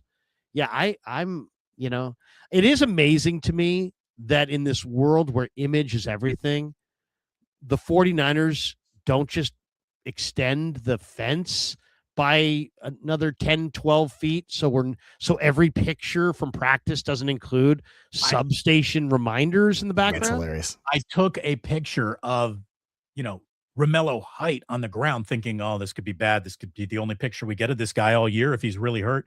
And right in that background was the substation. I'm sitting next to Bob. I'm like, Bob, there it is. And he's like, fuck. Fuji Simeon's well wishes to Eric Bieniemy and wife. Yeah. Hope she's okay. I didn't hear this story, guys. So apparently there was a shooting at their house. I don't, not an update, but the wife injured. I don't know if there's more on that. Oh my God. John Brown says news outlets are masking their frustration as concern. They aren't worried about a cover-up. They're just upset they missed out on daily updates and content about the coach's health, in my opinion. Okay. Oh, people want their grist for the mill. There's no doubt about that. By the way, I just looked this up because I really wasn't dialed into what happened here. The wife of Eric Bieniemy was allegedly shot by the couple's son. Oh, God. Oh, my God.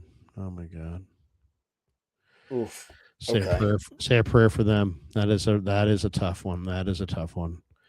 So it's like the thing that happened to the guy from in Hollywood whose son killed him. Reiner. Now, here's the thing. Is anybody in Kansas City saying, hey, that's a personal story that happened outside of team purview, so let's not go with it? No, they're going with that story. Yeah. Mill ticket 707, 2 joules, 100. Thank you. Joseph Ernberg, Vita Vea, and Alex Highsmith would complete this team. Yeah, I kind of agree. Joseph Ernberg, Niner backups and starters aren't good. Okay. Positivity, Mr. Sunshine. Ernberg working, taking a timeout from his job at Hallmark. Ben_Diesel. Imagine this: Bosa, Vita Vea, Osa, Williams, Collins, and Height. That could be an incredible rotation. I mean, we're right back to the original plan of the 49ers was to dominate the trenches with, DeForest Buckner and Bosa and D4. Like that brings you back to, you got a defensive line that gives other teams nightmares if they were to play together. Oh, man. Especially in Morris's system. We have this one from Fuji. Schefter just dropped an update on Kyle accident. Did you see that? Do we have that? I have not seen that. We were on the air when that happened.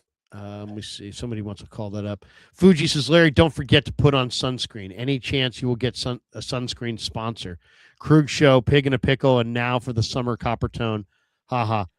Could you imagine? Oh, yeah. Hey, you know what? This is great. Use this stuff because I'm using it at camp. That would be great. Larry, like a copper tone baby, having his underwear pulled down by the dog on the beach. Larry Kruger here for Fake Tan. That's great. No, I go that's to amazing. bronze.com and I go in there 3 times a week. That is amazing. Eric Warner, 100 joules. High five. There you go. I'm feeling that one. There you go. We got this one. 2 joules, 100 mil ticket. We got this one from I Am Become Deaf Destroyer of Words. 6 joules equals chili. Okay. And Nice. we got 2 joules equals sparkles. I'm so fucking old. I don't even. And Lick Scorpion says Kyle breaks silence. He's at fault for the accident. No, I mean, that's again, as we try to actually verify that, I don't think there is a double confirmation on that. Was there a latest Schefter? I'm looking at Schefter right now, and I don't have it. On Schefter. Schefter's got nothing on it that I can see immediately, and that's a Grant Cohn, COHN, that I'm seeing the other one about calling beat writers in and talking about the accident. I don't think that's real. I don't know it to be real. How about that? Yeah. All right. Well, guys, that's going to do it for us. I've got to jump over. I'm doing a stream or doing a Zoom at 1 with Aaron from Cron. We have one more here. 10 joules, happy poop. All right, there you go. Thank you. And we have this one as well. 2 joules, 100 mil ticket. I'll take it. So we have this last one. Bang, bang. Barry Ford, Memphis. Bang, bang from Memphis, gents. Good show. Great to see you, Barry. Hope you're feeling well. Sammy, awful lot of fun, man. We didn't do it on a Monday. We did it at 11 a.m. on a Tuesday, and doing it with you made it even more fun, brother. Thanks for coming on by. Thank you both. I'm thrilled that you went for me. I wish I could have met you up there at training camp. I did my best. I dove into what you guys saw, and I feel like I was right there. It was beautiful. Somebody asked, there's another 49er NFL news. Would you do this trade? Niners get Vita Vea. Tampa gets a 2027 second, a 2028 fifth, and Tatum Bethune. I think I might do that. Too much. I think I might do that. If you demanded 2 picks, I would want to spread them out over 2 drafts. Yeah. Basically, you get them from next year's second and then a 5th round pick the year after in Bethune. Bethune's a good player, but I think I'd consider that. All right. Someone said Nick Wagner posted about Kyle. I'm going to look. The last Schefter was about the Chris Sims losing, the almost losing an eye. And let me just check Wagner real quick before we go, just to see if there's anything there, because he was the one who has the info sort of through Schefter and around Schefter. We have this too. Did you see this? Uncle alert. There are some uncles here, no doubt about it. Another one just came in. 2 joules, a silver star from Sean. Thank you. We got this one from Matt Barrows. He says Kyle Shanahan had a group of reporters in his office. So he did say it was his fault, according to Nick Wagner, to clear up the circumstances of his July 14th car crash. One key detail that was mishandled in a state database. It was Shanahan who crossed into the oncoming traffic, not the 21-year-old driver of the other car. And what he was a distracted driver. Was he on? I mean, Shanahan said his cell phone slid off his lap, and he went to retrieve it. As he came back up, the airbag had deployed, breaking his CHP nose. clerical he remembered error. the crash clearly and never lost consciousness. So, Damon, this is for you. CHP clerical error, attributing the accident to the girl's fault. Okay. Wow. I mean, if the CHP is saying we got it wrong, then it's not anyone trying to bend cover up. Yeah. No, it's not. Like I told you, I thought the language around the phone was fascinating, right? Holding phone, but not distracted by it. It was you said that there was more to it, and indeed there is. Yeah. Yeah. So is Shanahan. So do you guys want to give a different thought on it now that we know that it was Shanahan that crossed into the other? I'm going to stand by one thing. I thought the Niners, on the time when everyone was together from a media standpoint, I thought Shanahan being at practice was a solid move by the team. I thought allowing everyone to answer questions about Shanahan, talking about Purdy, Forster, Raheem, right? Lynch, everyone spoke about Shanahan. I thought that was upstanding. Shanahan, I mean, if this is Shanahan called people into his office, that means he, Damon, wanted to do what you were sort of alluding to, right? There was part of Shanahan that wanted to set something straight, and Damon didn't want this coming out later, as you alluded to, wanted to get to it as soon as possible. Nip it in the bud and not do it where I'm sure it was a no pictures in the office agreement. You can't take a picture of Kyle and share that right now. Look, the only thing that really matters is everyone's okay. That's all that really matters. Kyle Shanahan sounds like he took the brunt of the injuries. I haven't heard any reported injuries of the 21-year-old girl who was involved in this. Hopefully she's okay. But it's, it was just, again, I think the 49ers made more of it. And I'm not trying to say mountain out of a molehill, because this isn't a molehill. This is a real serious car crash. But I think that the 49ers did themselves a disservice with the way that they handled it. And all this will be put. No one will be talking about Kyle Shanahan's car crash except for the blurb that is involved in the broadcast of the 49ers Rams week 1. And I promise you, he's going to be out there. That's going to do it for us. Thanks to everybody. The links are in the description for all the sponsors. Thanks to Sammy. Thanks to Damon. Thanks to all of you. And if I could just find the escape hatch, there it is. Have a great day, everybody. Peace.